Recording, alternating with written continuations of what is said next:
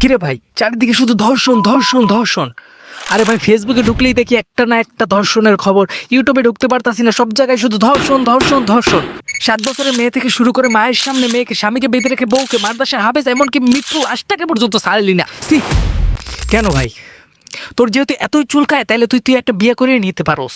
একটা জায়গায় তুই 4টা বিয়ে কর, 4টা বিয়ে করা সুন্নাত।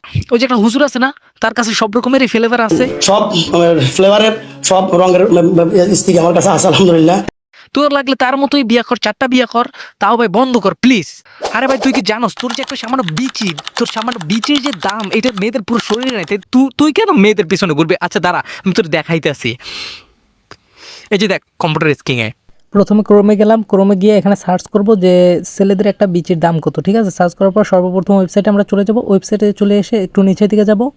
নিচের দিকে গেলেই দেখতে পারবেন আপনারা এই যে দেখেন, এই একটা বিচির দাম মূল্য 30 লক্ষ টাকা থেকে 35 লক্ষ টাকা। তাহলে ভাবেন যে দুইটার দাম কত। ঠিক আছে, তারপরে এই যে একটু নিচে দেখেন আরও আছে, এটাও দেখে নিন। ঠিক আছে, আমি বললাম না, আপনারা দেখে নিন।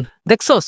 আর তুই সেটাকে জিনার মতো একটা নিকৃষ্ট কাজে খরচ করতে আসস, শালা কুত্তার বাচ্চা। হয়তো কিছু ঘটনা সোশ্যাল মিডিয়ায় ভাইরাল হয়েছে বা মানুষ জানে, কিন্তু এরকম হাজারো ঘটনা আমাদের মা বোনদের প্রতিনিয়ত পীড়া দিচ্ছে, না পারতাছে কাউকে বলতে, না পারতাছে নিজে মেনে নিতে। তাই আমার বিচার পক্ষের কাছে শুধু একটাই অনুরোধ, এদের বিচি কেটে বিক্রি করা হোক।